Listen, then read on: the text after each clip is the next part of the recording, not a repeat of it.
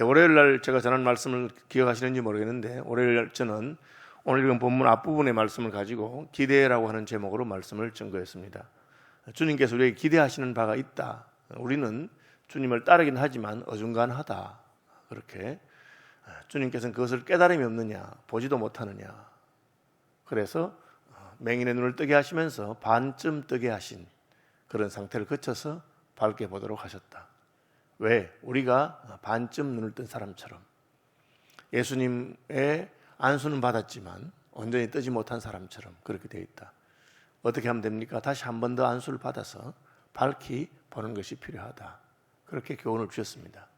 그리고 이제 제자들에게 다시 한 번 교훈을 주시는데, 길에서 빌립보 가이사라 여러 마을들로 가실새 길에서 제자들에게 물었다. 이것 역시 마을에 가면 사람들이 많이 모여서 예수님께서는 그들에게 천국 복음을 전가하십니다.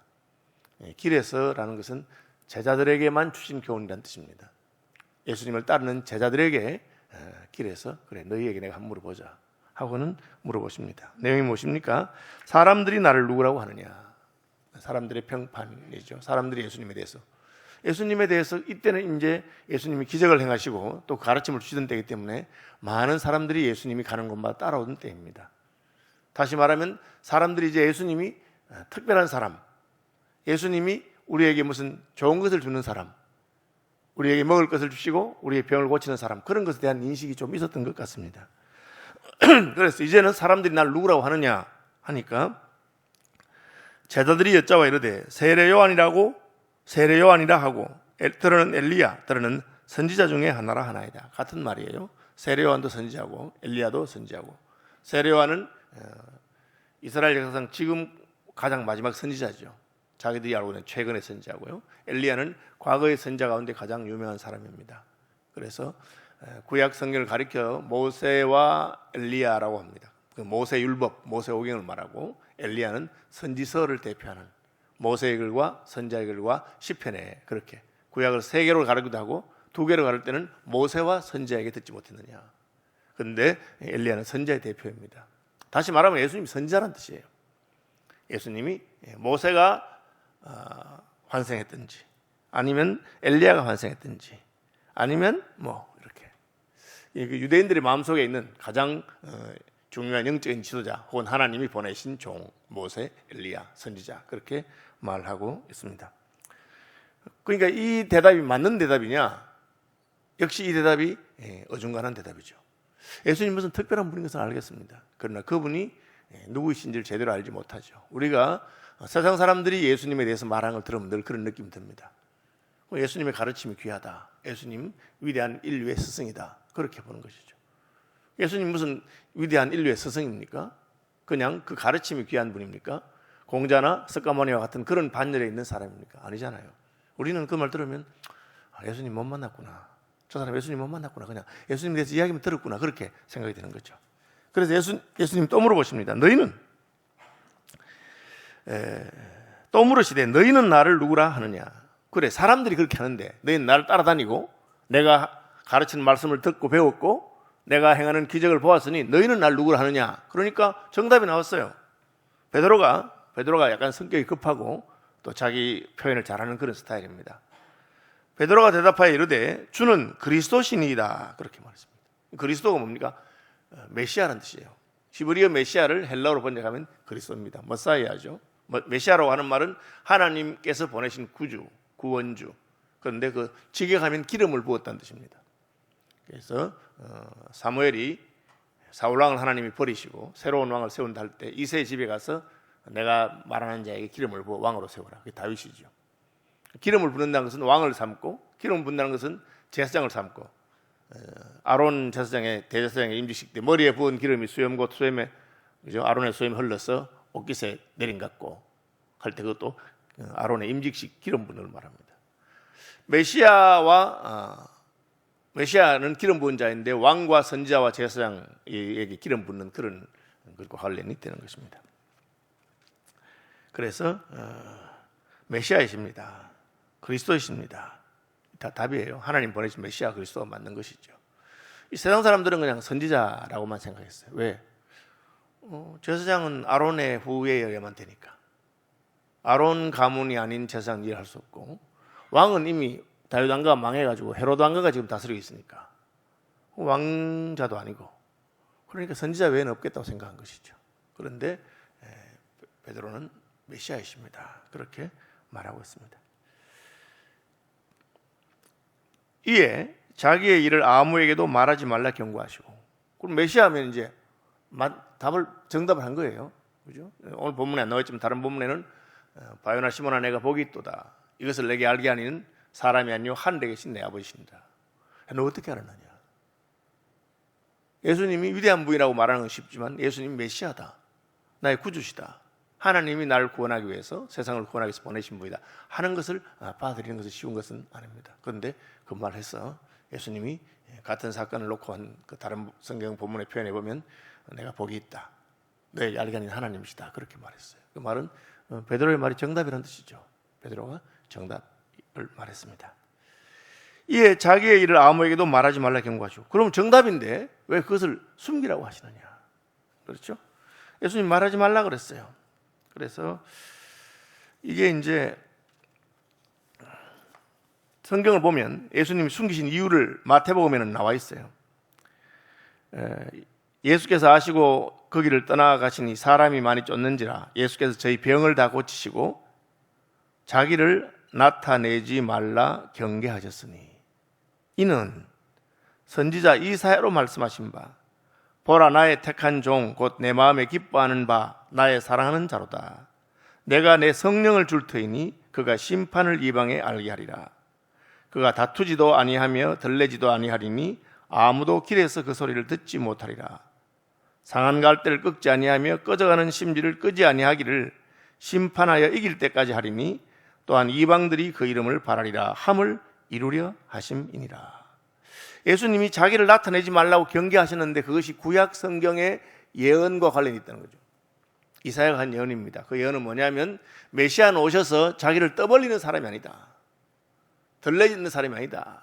그렇게 요즘 PR 시대이기 때문에 자기가 자기를 자랑하는 시대입니다. 내가 얼마나 뭘 잘하는지, 내가 얼마나 훌륭한 사람인지를 사람들에게 막 알리는 그런 시대입니다. 그런데 메시아는 그런 분이 아니라는 거죠. 메시아는 자기를 들레지 않는다. 그럼 예수님이 누구십니까? 메시아가 맞아요. 그런데 숨기라고 하십니다. 왜? 예수님께서는 구약에 말한 것처럼 메시아의 사명을 아직 감당하기도 전에 자기가 얼마나 훌륭한 사람이 떠드는 그런 사람도 있어요. 저는 이제 그런 사람을 종종 볼 수도 있는데 보면 참 이상한 생각이 들어요. 왜 저기 떠드나? 실력으로 말하면 될 건데, 그렇죠? 예를 들어서 제가 목사인데 내가 얼마나 설교를 잘하는지, 내가 얼마나 목회를 잘하는지, 뭐 그 떠드는 것이 뭐 중요하겠어요? 실제로 그의 목회를 통해서, 그의 설교를 통해서 보여주면 됩니다. 제가 후배들에게 늘 하는 말이 있는데, 진짜로 설교를 잘하면 교인들이 설교 잘한다는 말 하지 않습니다. 진짜 잘하면 설교 잘한다는 말 하지 않고 울지요. 애통하고 회개하고 하나님 나가죠. 우리 목사님 은혜 받았으면 그런 정도는 잘하는 게 아니에요. 그거는 그냥 좀 하는 거예요. 진짜 은혜를 받으면 그런 말이 안 나옵니다. 저도 그렇더라고요. 진짜 제 심령에 폭탄을 터뜨리고 저를 그런 분 만나면 그분 뭐 보기도 부끄러워요. 왜? 그 말씀이 너무 강력하게 역사하기 때문에. 예수님은 내가 메시아다, 내가 하나님 보낸 사람이다, 그렇게 하지 않았어요. 왜? 하는 것을 보라요. 그러니까 심지어 세례요한도 예수님 가만히 계시니까, 우리가 기다리는 그분이 예수님이십니까? 메시아가 예수님이십니까? 다른 분을 기다립니까? 그러니까 예수님이 뭐라 했느냐? 가서 맹인이 보며 안전뱅이 걸으며 가난한 자에게 복음이 전파된다고 하여라. 내가 하는 것을 보라 이거. 베드로가 주는 그리스도십니다, 메시아이십니다 하니까 그렇지? 그러면 입 딱 다물고 내가 어떻게 하는지 잘 보고 너도 그 길을 따라온다, 그렇게 말한 겁니다. 우리가 이제 교회니까 표를 해서 너희 세상의 빛이다, 제 표입니다. 교회가 빛이라고, 기독교가 진리라고, 뭐 그렇게 떠드는 게 무슨 중요하겠습니까? 실제로 우리가 빛된 삶을 살면 그런 말 안 해도 역시 교회가 다르고, 역시 예수 믿는 사람 다르고, 저 사람이 교회 다니면 다르구나, 그렇게 하는 겁니다.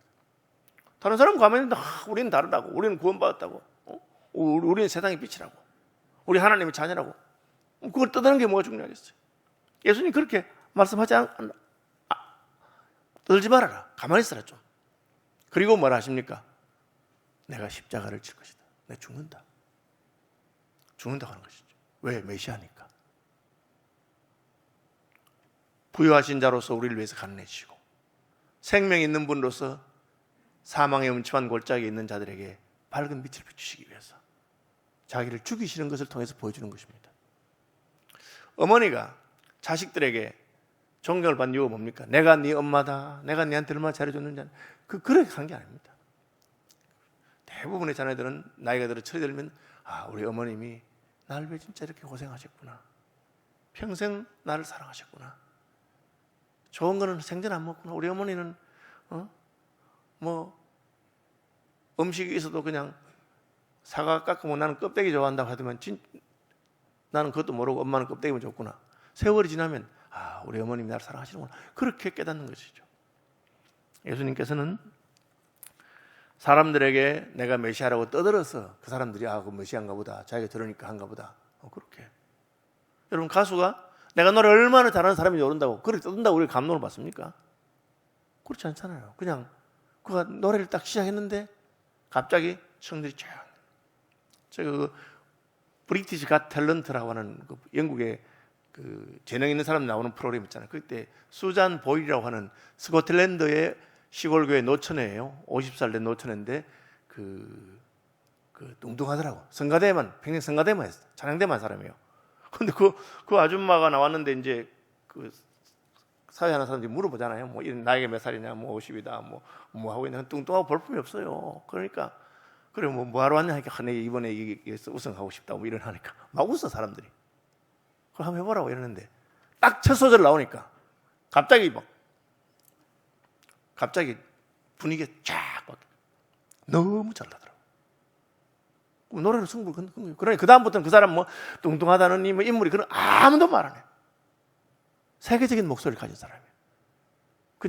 그냥 따로 이렇게 성악을 전공한 사람 아닌데도 그냥 시골교회 찬양대만 하고 있는데 그걸 끝난 겁니다. 그걸로 보여주는 것이죠. 예수님께서 우리의 메시아가 되신 것이 무엇입니까? 부유하신 자로서 우리를 위해서 감내주시고 의인으로서 불의한 자를 위해서 십자가에 죽으셨기 때문에 그분이 우리를 위해 죽으시고 그리고 그 예수 그리스도를 받아들일 때 우리가 하나님과의 관계가 회복되고 그 영적인 실체가 있기 때문에 우리가 아는 것이죠. 우리 그걸 깨닫고 믿게 될 때 그 주님의 의가 우리에게 부어진 것을 우리가 깨닫게 되고 나는 이기적인 존재지 남을 위해 사는 존재가 전혀 아닙니다. 여러분 우리 그런 존재가 어디 있습니까? 그런데 예수 믿고 나니까 내가 남을 위해 살고 싶은 마음이 생기고 나의 지난 죄에 대해서 애통하고 회개하는 마음이 생기고 그분을 만나고 나니까 나는 죄인인 것을 깨닫게 되고 이 실제적으로 일어나는 영적인 실체가 있으니까 그분이 메시아인 것에 대해서 아무도 부인하지 않는 겁니다. 이만희가 아무리 지가 무슨 재림 예수님 보혜사님 하는데 우리가 믿습니까? 저 미친놈이지. 우리 그렇게 말하다. 그래 보니까 초라해 보이더라고. 그때 여러분 처음에 우리 감염 때문에 막 나와서 사과하고 할 때 보니까 초라해 보이지. 그게 영광스럽습니까? 예수님 반대입니다. 고운 모양도 없고 풍채도 없고 사람들이 보기에 헛말을 하는 것이 아무것도 없는데 그분의 가르침을 들은 사람들은 다르구나. 그분이 하신 것을 본 사람들은 그 앞에 무릎을 꿇고 주님 나 같은 자를 위해서 십자가에 죽으셨으니 저는 어떻게 하면 좋을까요? 그가 우리를 위해서 자기 몸을 버리셨어. 우리도 이로써 우리가 사랑을 알고 너희도 형제를 위해서 목숨을 버린 것이 마땅하다. 그렇게 알게 되는 것입니다. 메시아가 무슨 신분이나 직책이나 무슨 다른 사람의 권세를 부리는 자리인 줄로 제자들은 생각했습니다. 그 세상 사람들이 생각하는 것이죠. 그런데 예수님은 그것이 아니라 메시아라고 하는 것은 의로운 자로서 불의한 자를 위해서 십자가를 지고 산 자로서 죽은 자를 위해서 죽어주는 것인 것을 말씀합니다. 메시아라고 하니까 그래 내가 이제 바리새인들과 대사장들과 서기관들에 의해서 버림을 당하고 그들에 의해서 십자가를 지고 죽을 것에 대해서 말씀하여 주십니다. 인자가 많은 고난을 받고 장로들과 대제사장들과 서기관들에게 버림받아 죽임을 당하고 죽을 것이라고 말합니다. 그러니까 이게 베드로가 말이 안 되는 거예요. 자기의 논리하고는 말이 안 되는 거예요. 예수님 따라서 예수님 높아지고 나도 따라가야 되고 하는데 우리 식으로 말하면 예수 믿는 사람들은 고난을 받습니다. 예수 믿는 사람들은 고통을 있습니다. 그러니까 그럴 것 같으면 왜 예수 믿느냐는 거예요. 예수 믿어서 영혼이 잘 되고, 예수 믿어서 부자 되고, 예수 믿어서 건강하고, 그래서 예수 믿는 것이지. 예수 믿어서 고난 당하고, 예수 믿어 어려움을 당하고, 예수 믿어서 애매히 고난 당하고, 무슨 그 예수님이 나와 및 복음을 위하여 고통당하는 것이 복이 있다 하니까, 을을 위하여 핍박을 받은 자는 복이 있나니 천국이 제 것입니다. 이해가 안 되는 말씀이란 말이에요. 그런데 예수님이 왜 그 말씀하셨느냐? 너희가 나를 메시아라고 하니까, 너희가 나를 하나님의 아들이라고 하니까, 너희가 나를 너희의 스승이요 구주라고 하니까 이제 내가 가르쳐준다. 여러분, 하나님께서 이 말씀을 여러분들이 이해되고 용납되게 하시기를 제가 간절히 바랍니다. 저는 그렇게 다 살지 못해도 그것이 옳은 것을 확실해야 합니다. 우리가 예수를 믿었기 때문에 주님께서 가라고 한 그 길을 가는 것이지, 예수 믿어서 세상 사람들이 말하는 팔자 고치고 호하고 그럴 것 같으면 누가 예수 안 믿겠어요? 그럴 것 같으면 누가 교회로 안 몰려들겠어요? 교회 가면 병 낫고, 교회 가면 부자 되고, 교회 가면 다 되는데. 여러분, 교회 오도 교회 오지 않는 사람 똑같습니다. 교회 다니는 사람도 코로나 걸리고, 교회 안 다니는 사람도 걸리고, 교회 다니는 사람도 사업 잘해서 성공하기도 하고 망하기도 하고, 안 다니는 사람도 똑같습니다. 다만 차이가 뭡니까? 우리는 다른 것을 본 것입니다. 의로우신 이로서 불의한 자를 위해서 십자가에 죽으시고, 부유하신 자로서 가난한 이로서 가난하게 가신 그 걸음을 가신 메시아, 그분이 바로 나를 위해 가신 것을 믿기 때문에 우리가 그 걸음을 따라가는 것입니다. 드러내놓고 이 말씀을 하시니 베드로가 예수를 붙들고 항변하되, 이 말은 선생님 왜 이러십니까? 아니 왜 그러십니까? 선생님 지금 메시아를 하셨으면서 방금 메시아를 안 하셨습니까? 왜 메시아가 그렇게 핍박을 당하고 구박을 당합니까? 그러니까 그렇죠.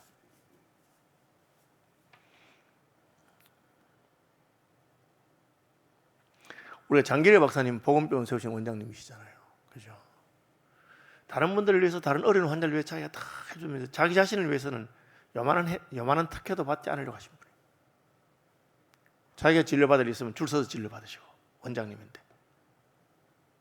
그러니까 우리가 세월이 지났어. 야, 저분이 참 주님의 길을 따르는 사람이구나. 예수께서 돌이키사 제자들을 보시며 베드로를 꾸짖어 이르시되, 사탄아 내 뒤로 물러가라. 내가 하나님의 일을 생각하지 아니하고 도리어 사람의 일을 생각한도다. 예수님이 그러면 안 죽으면 어떻게 되겠어요? 예수님이 안 죽으면 우리가 어떻게 구원받겠습니까? 내가 메시아인 것은 내가 메시아다고 떠들어서 메시아가 되는 것이 아니고, 아버지께서 내게 마시라 한 그 잔을 마시기 때문에. 예수님을 따르는 제자들이, 선생님이 나랑 임하면 나는 왼편에, 동생은 오른편에, 우리 둘이 예수님 왼편 오른편에 앉게 해주십시오. 그 세베대의 아들들이 그렇게 말한 거 아닙니까? 엄마 동원해서 치맛바람을 일으켜서 우리 아들 둘, 하나는 예수님 왼편에, 하나는 예수님 오른편에. 그러니까 예수님 말했습니까? 내가 마시는 잔을 마시고 내가 받는 세례를 받을 수 있겠느냐? 그러니까 뭔지 모르지만 하죠. 하죠. 우리가 그 높은 자리에 올라갈 수 있다면 뭐든지 하겠습니다. 이러니까 그래, 너희가 내가 마시는 잔을 마시고 내가 받는 세례를 받을 수 있을 거다. 그러나 그렇다 하더라도 그 자리는 내 아버지께서 누구를 위해서 주시든지 그 분을 위한 자리다. 그렇게 말하고 있습니다. 너희가 나를 따라오려면 내가 마시는 잔을 마시고 내가 받는 세례를 받는 것까지만 해라. 그 뒤에는 하나님 알아서 하실 것이다. 왜? 우리는 내가 이렇게 수고했는데 주님께 뭘 받을까가 아니라 이미 받았다는 거예요. 이미 받았죠. 천국에서 상을 받고 싶어서 여러분 그렇게 열심히 가십니까? 좋은 것입니다. 주님 주신 상이니까. 그러나 아무것도 안 주셔도 이미 받은 것이죠. 무리와 제자들을 불러 이르시되, 누구든지 나를 따라오려거든 자기를 부인하고 자기 십자가를 지고 나를 따를 것이니라. 누구든지 자기 목숨을 구원하고자 하면 잃을 것이요, 누구든지 나와 복음을 위하여 자기 목숨을 잃으면 구원하리라. 사람이 만일 온천을 얻고도 자기 목숨을 잃으면 무엇이 유익하리요? 주님을 따르는 자에 대해서 아주 강력한 말씀하신 것입니다.